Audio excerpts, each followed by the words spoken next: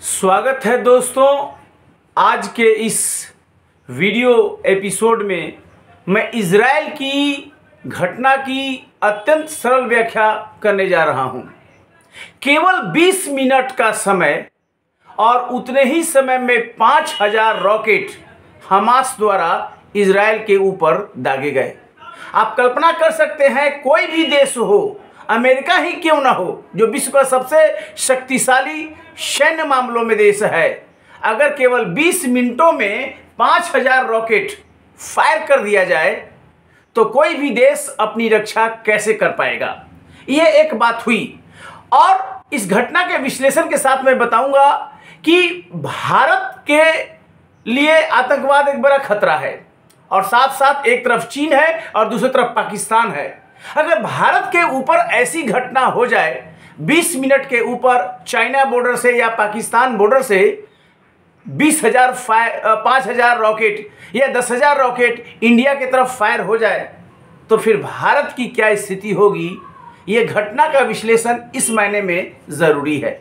जी हाँ, स्टार्टिंग करते हैं कि जो शनिवार की घटना है और ये 7 अक्टूबर की घटना है, जब हमास जो एक आतंकवादी संगठन है उसने इजराइल के विरुद्ध केवल 20 मिनटों में लगभग 5000 रॉकेट इजराइल के ऊपर फायर किए। ये न्यूज़पेपर में बात आई है। इसके अलावा हमास के जो लड़ाके हैं, पैराग्लाइडिंग के माध्यम से इजराइल के अंदर जल का सहारा लेकर, थल का सहारा लेकर और पैराग्लाइडिंग यानी आकाशीय माध्यम से अंदर गए और अनेक इजरायली लोगों को बंधक बना लिया। अभी तक के रिपोर्ट के अनुसार 1200 से 1300 रिपोर्टेड डेथ है इजराइल में। इतनी बड़ी घटना में क्या आपको लगता नहीं कि यह वर्ल्ड का एक बहुत बड़ा सरप्राइज है कि एक नॉन स्टेट एक्टर, क्योंकि हमास कोई राज्य तो है नहीं, कोई देश तो है नहीं, वो तो एक संगठन मात्र है। एक नॉन स्टेट एक्टर जैसे हमास ये 20,000 रॉकेट कहां से लाया, ये सोचने वाली बात है। रॉकेट को फायर करने की ट्रेनिंग उसको कहां से मिली और इतना रॉकेट का निर्माण कहां से हुआ, यह इंपॉर्टेंट बात सोचने की है। लेकिन इससे भी ज्यादा इंपॉर्टेंट है कि इजराइल की सुरक्षा और खासकर उसका जो सर्वेलेंस है, जो उसका इंटेलिजेंस है, इजराइल की जो बॉर्डर सिक्योरिटी है, उसका मूल्यांकन कैसे होगा। क्या इजराइल बरसों से सोता रहा? क्योंकि 20,000 रॉकेट फायर करने के लिए महीनों से तैयारी की आवश्यकता होगी, ट्रेनिंग की आवश्यकता होगी, लड़ाकों को तैयार करना पड़ेगा। ये सब हमास ने किया होगा, लेकिन इजराइल को भनक तक नहीं लगी। मैं बता दूं, इजराइल का जो गुप्तचर एजेंसी है इजराइल का, उसका नाम है मोसाद। और मोसाद को विश्व का सबसे स्मार्टेस्ट गुप्तचर एजेंसियों में एक माना जाता है। इतना बड़ा मोसाद, इतना नामी मोसाद गुप्तचर एजेंसी के रूप में, इंटेलिजेंस बॉडी के रूप में, लेकिन उसको हमास के इस भयानक और बड़े पैमाने पर आक्रमण की कानो कान खबर तक नहीं लगी। हालांकि इससे मोसाद को अंडरमाइन करना ठीक नहीं होगा, क्योंकि मोसाद को यह क्रेडिट है कि जिस देश में इजराइल के दुश्मन हो वहां जाकर उसको वह किल करता है, मोसाद के नाम पर ये है। दूसरी बात, इजराइल का जो सर्वेलेंस सिस्टम है, जो ड्रोन सिस्टम है, वो वर्ल्ड स्तर का है। तो फिर उस सर्वेलेंस की चूक कहां से हुई, ये सरप्राइज बताता है। जब इतना विश्वसनीय सर्वेलेंस सिस्टम इजराइल ने लगा रखा है कि कहीं पर भी कोई घटना होगी इजराइल के बॉर्डर एरिया या बॉर्डरिंग कंट्रीज में, तो इजराइल को पता चल जाएगा। तो क्या यह सर्वेलेंस सिस्टम सो रहा था? उसका जो सर्वेलेंस नेटवर्क है वो कहां से वो चूक गया? तीसरी बात, इजराइल की जो बॉर्डर सिक्योरिटी है और खासकर जो गाजा पट्टी का जो लंबा इलाका है वो अभेद्य माना जाता है। तो फिर कैसे बॉर्डर को ब्रीच किया हमास के लड़ाकों ने? ये बड़े प्रश्न है जो बेंजामिन नेतन्याहू, जो प्रधानमंत्री हैं इजराइल के, उनको सुलझाना है। बहरहाल इजराइल काउंटर कर रहा है और इससे एक नए शीत युद्ध का वातावरण, क्योंकि एक तरफ इजराइल है जिसका साथ अमेरिका दे रहा है, फ्रांस दे रहा है, इसका ब्रिटेन दे रहा है, भारत के प्रधानमंत्री ने भी इजराइल को सपोर्ट किया है।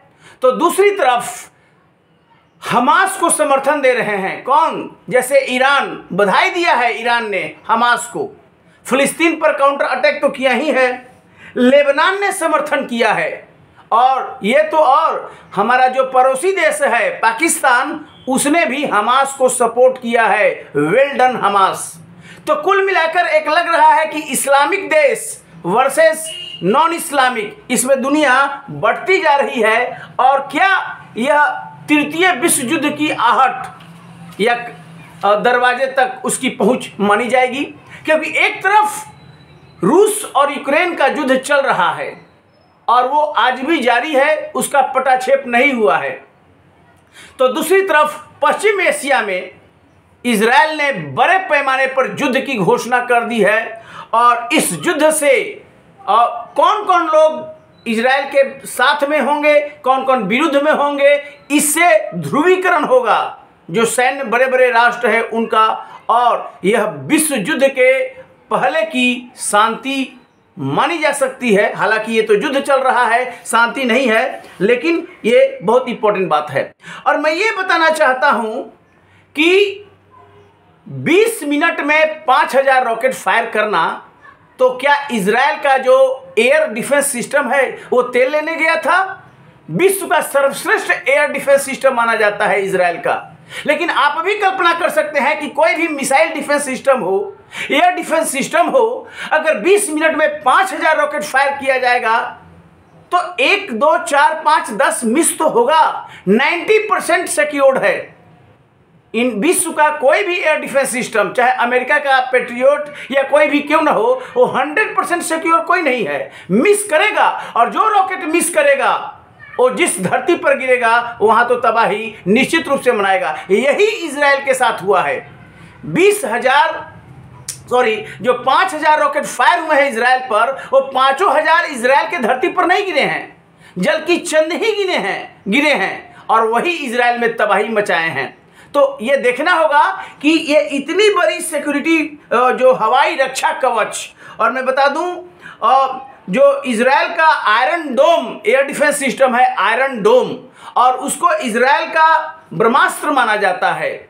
वह ब्रह्मास्त्र भी हमास के रॉकेट को एक एक करके हवा में किल नहीं कर सका। तो ये वायु रक्षा प्रणाली, पहली बात तो 100% सेफ एंड सिक्योर नहीं है। लेकिन ये 5000 रॉकेट आए कहाँ से? तो कहा जाता है कि ये रॉकेट स्मगलिंग करके कई देशों से हमास ने कई महीनों में इकट्ठा किए। हालांकि ये बहुत सरप्राइज का विषय है कि मोसाद जो इजराइल का गुप्तचर एजेंसी है उसको पता नहीं चला। और कहा जा रहा है कि 30,000 ऐसे रॉकेट हमास के पास है जो वो तैयार रखा है इजराइल पर अब ये लॉन्च करने के लिए। अभी तो मात्र 20,000 हुए हैं, अभी कई एक हैं। इसके अलावा इजराइल के पास ग्रेनेड है, कुछ तो खुद बनाया है और कुछ स्मगलिंग करके लाए हैं। तो ये इंपॉर्टेंट बात है। लेकिन जो हमला हुआ है इजराइल पर, निश्चित रूप से अमेरिका में जो 9/11 हुआ है, यह भारत में जो 26/11 की घटना है, भारत में 26 नवंबर 2008 को मुंबई में आतंकवादी हमला हुआ था, उससे यह जो अमेरिका में ट्विन टावर पर हमला हुआ है, कम से कम 100 गुना ज़्यादा खतरनाक हमला इजराइल पर माना जा सकता है।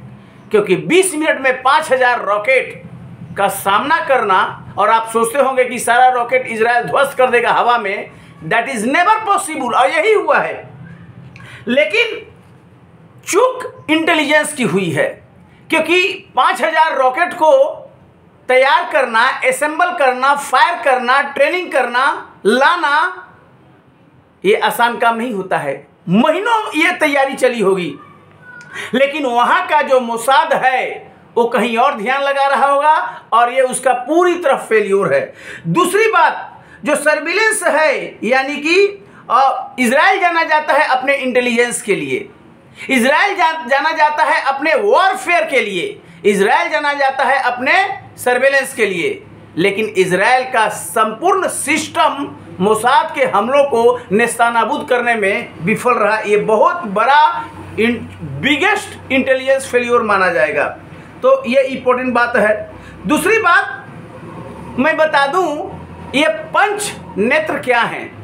तो पंच नेत्र जो हैं, जैसे अमेरिका, फ्रांस, ब्रिटेन, ऑस्ट्रेलिया और ये जर्मनी जैसे देश हैं और कनाडा, ये पंच नेत्र माना जाता है। पांचों देशों की जो गुप्तचर ब्यूरो है वो एक दूसरे से सिक्योरिटी साझा करते हैं।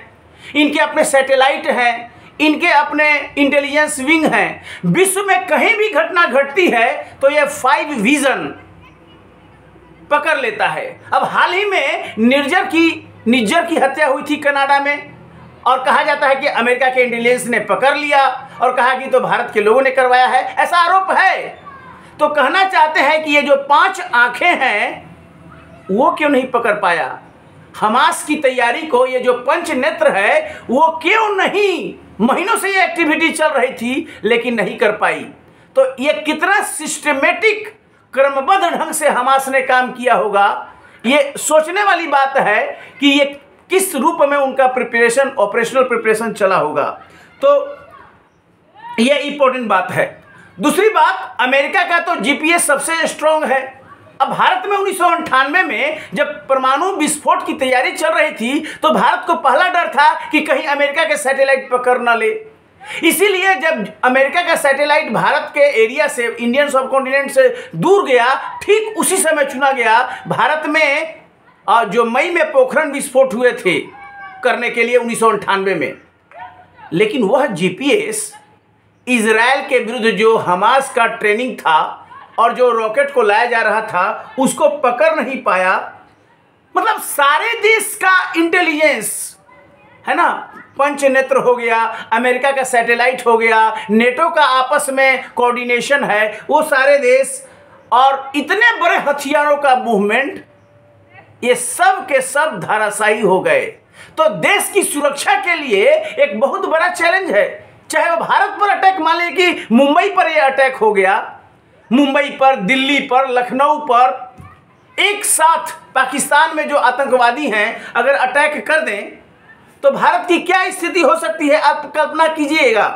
और क्या तैयारी होनी चाहिए, क्योंकि ये तो तय है कि इंटेलिजेंस, बेस्ट इंटेलिजेंस भी पकड़ नहीं पाया। मतलब इंटेलिजेंस को भी चीट किया जा सकता है हमास जैसे आतंकवादी संगठन के द्वारा। दूसरी इंपॉर्टेंट बात है कि सैटेलाइट नहीं पकड़ पा रहा है।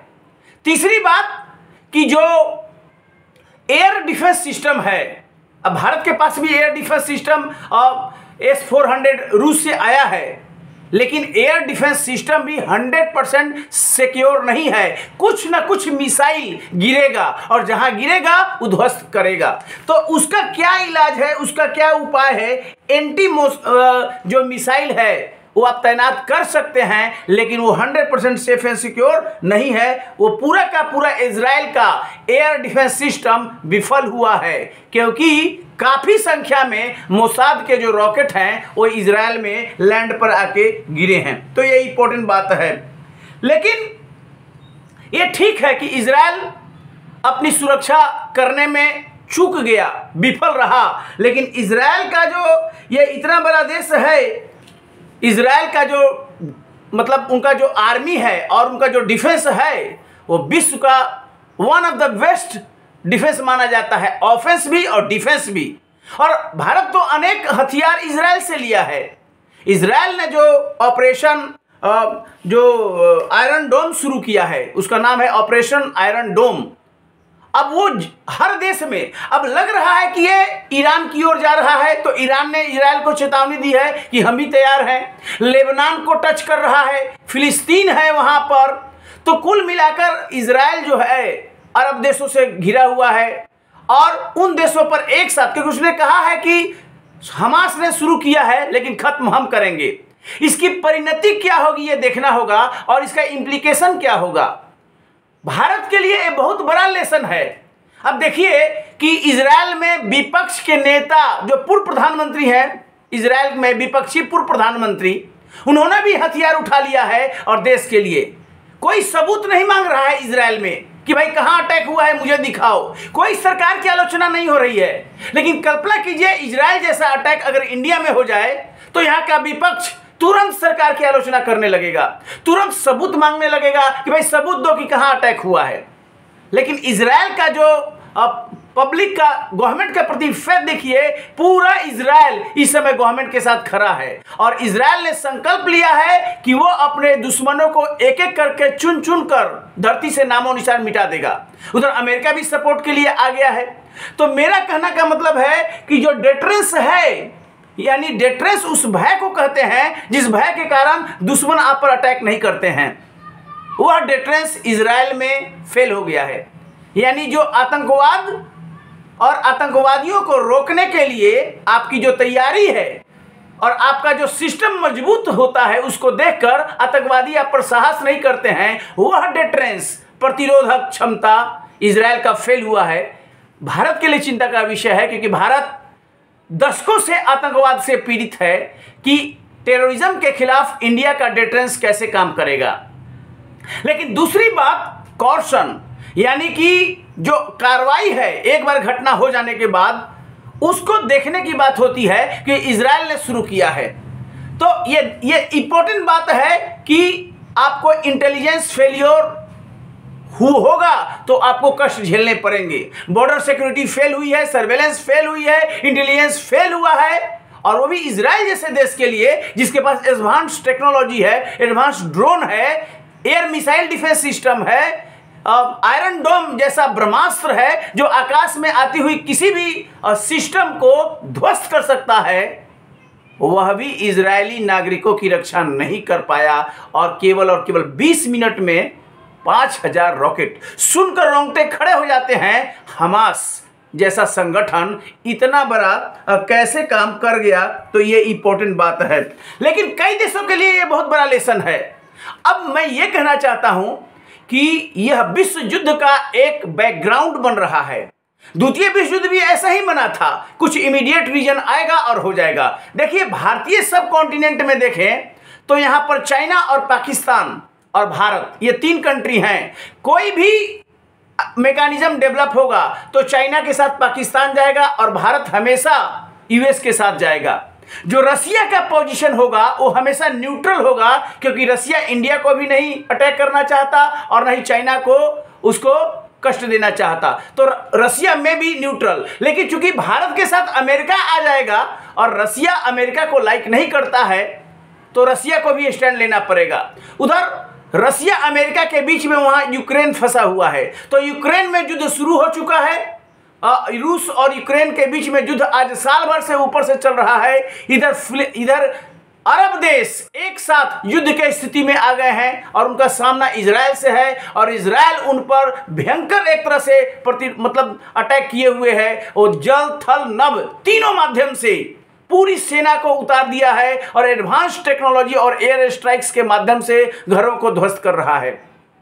उधर अमेरिका ने अपने नौसेना बेड़ा को इजराइल के पास भेज दिया है, फाइटर प्लेन को भेज दिया है, ब्रिटेन ने सपोर्ट किया है, फ्रांस ने, ऑस्ट्रेलिया ने, इधर भारत ने भी सपोर्ट किया है। भारत से अपेक्षा है इजराइल को ज्यादा।